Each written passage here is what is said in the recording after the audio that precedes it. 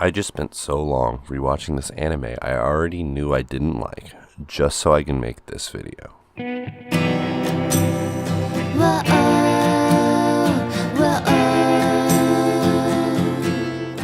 Today I'm going to tell you the differences between .hack Legend of the Twilight manga and its anime, and how the anime basically fails as an adaptation. .hack Legend of the Twilight takes place at the end of the first series of .hack media, so I feel it would be best if I explained a few things for those new to the series, or to have a quick refresher on relevant information for those returning. In this series, they play a VR MMO called The World. At the beginning of the series, a lot of players are mysteriously sent into comas. This is known as the Twilight Incident. This eventually is solved by the heroes known as the Hackers by destroying the malfunctional Morgana system, which was created to birth the AI known as Aura. Soon after, the game creators, CyberConnect Corp, have updated the game so this would not happen again. Now that we're all roughly up to speed on the events of the past, we can talk about this series. Taking place 4 years after the Twilight Incident, our protagonists, Shugo and Reina, have won a contest to use copies of the player avatars of the two main members of the Hacker, Kite and Black Rose. Soon after starting their adventure, some wacky stuff starts going on. A lot of people say that the differences between the two really start at episode 4, but honestly, the two are very different from the beginning. And that would be okay. Even if you die in the game, it's not like you die in the real world. The anime begins focused heavily on adding mystery and drama aspects. We're introduced to a young CyberConnect Corp employee who goes into a bugged area. He dies in-game and ends up in a coma. Already, that's pretty different from what happens in the manga. Let me give you a quick summary of what happens up to a point, and then discuss the differences. Shugo and Reina enter the world and quickly go into the beginner area. Shugo isn't very interested in this game and gets frustrated at its difficulty. Then they are ambushed by a high-level monster. Shugo protects Reina and is knocked out in a single hit. Shugo is dead and now in a void. Soon he is greeted by Aura and is given the Twilight bracelet. As Shugo awakes, he sees Balmung has saved Reina. Shortly after, Mireille joins our heroes, and they go on a couple of adventures and add more people to their crew. You are in violation of altering the system data. In the name of the Cerulean Knights, you will be taken into custody. You have no right to just warp into here and take over. Who do you think this man is? I don't know. You seriously don't know? I don't. This must be some kind of joke! I don't know and I don't care! Through these adventures, the anime makes a few changes to the characters that are quite a bit strange. Shugo and Reina's parents are divorced, leaving the twins separated from each other. While this seems shoehorned to add depth, it complements the themes of finding your friends and yourself through the adventures online that most of the series works off of. Balmung is played up to be a much more serious guy, but also somehow unaware of the events going on, despite being one of the original hackers and a system admin. Mireille is much more annoying and clingy instead of being excitable and resourceful. Komion III is portrayed as an unredeemable pervert, and Oka is relatively unchanged. Oh, and I guess Sanjuro is there. Like, he was mentioned in Hotaru's backstory, but now he's a full-on character. Speaking of Hotaru, this seems like the ideal time to talk about how they managed to improve her backstory. This episode takes the original manga chapter, but echoes the events of an episode from .hack's side. We're introduced to an eerily similar dilemma. Poochie the Blade Master is going to be gone for 3 days, but she needs someone to watch over her Grunty, a Tamagotchi-like pet. It turns out her Grunty has a deadly illness, and our heroes have to go on an adventure to save the Grunty. This is about the only addition I love, because it's a bit better than how the manga says she just found the Grunty abandoned. By referencing an older work like the manga usually would, it adds a lot. And, well, because the events play out differently, we finally get to see someone tell Poochie off for being an awful person. Kamui. Lord Balmung. Kamui. Lord Balmung. Kamui.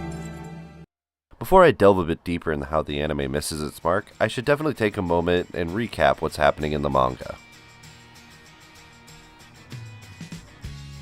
After the Tanabata event, our crew go to a mansion where we get to see Shugo defend Reina, and as she described, look like a hero.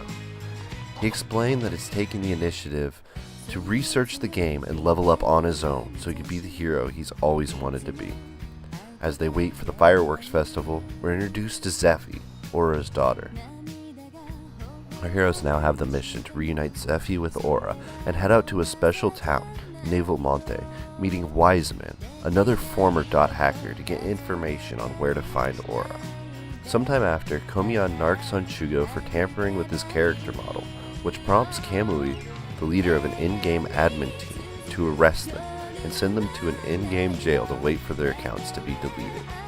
Reina and Shugo reflect over their journey, forgetting that Zephy is an all-powerful tiny god in this world, and she breaks them out of prison. Zephy fixes Komion's face and he apologizes for what he did, as well as offering to help them and squash their differences. We get to see Murray's mother, another former Dot hacker, Mistral. Here they hit directly on the themes of the series. Murray has made true friendships through this game and is emotionally distraught at the idea of losing them. Then we are told of Kamui's backstory with Albirio. This is covered pretty heavily in the AI Buster novels. But, to give a very brief summary, he was a CC Corp debugger who was tasked with hunting down a vagrant AI. Eventually this led him into interacting with Manka and Tsukasa of Dot Hack Sign, leaving him unconscious. Kamui, having looked up to him at this time, didn't understand why he was blamed for the Twilight incident, as well as him leaving so abruptly, so she believed that it was because of his interaction with the AI, blaming herself for not being able to protect him against Maka. She realizes after talking to Shugo that Albirio likely learned that however unusual it is, this is the natural state of the world, and while no one can truly understand it, it is impossible for them to interfere with Aura's desires. As they reach the net slums and encounter Balmung, he challenges Shugo to a battle where all Shugo has to do is land a single hit. This is such a huge, climatic final battle. Balmung had been orchestrating tests for Shugo, seeing if he could fill the shoes of Kite, and this is the strongest opponent Shugo has ever faced, having to go in without his trump card, and this being the deciding factor of whether or not he is a true hero. He recounts the moments with his friends, and using everything he's learned to land a single hit on Balmung.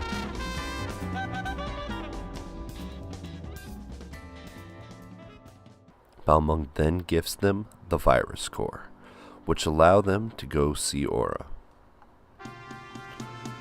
Now we get more of Shugo's backstory, where he had played the world around 4 years ago and encountered Aura, telling her of his dream to become a hero.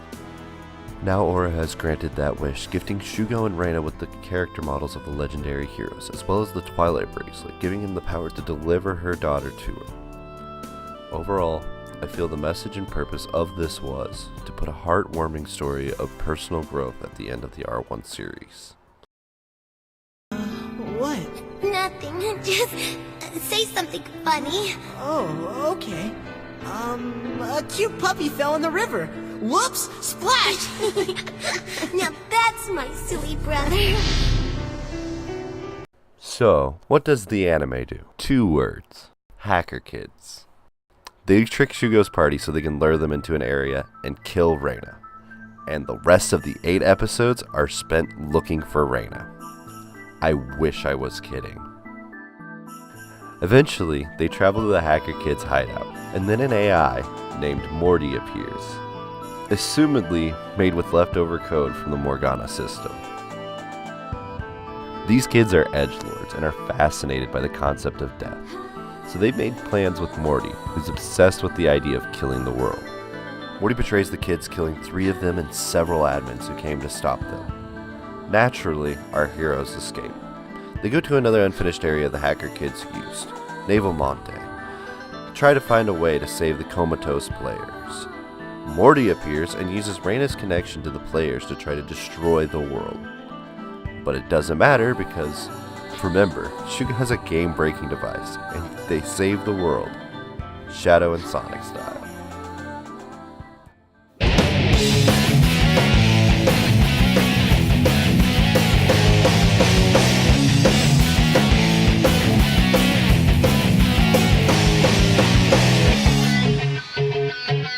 Can you feel life moving through your mind?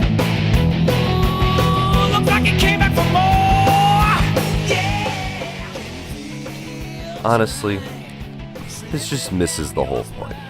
Now, to be fair, the manga was still being published while this was in production. But it's somewhat obvious from the beginning that they wanted to make a much more dramatic story with less focus on the themes of the series. The anime completely misunderstands who the characters are, stripping later characters of their entire personality and substituting it with a much more generic one.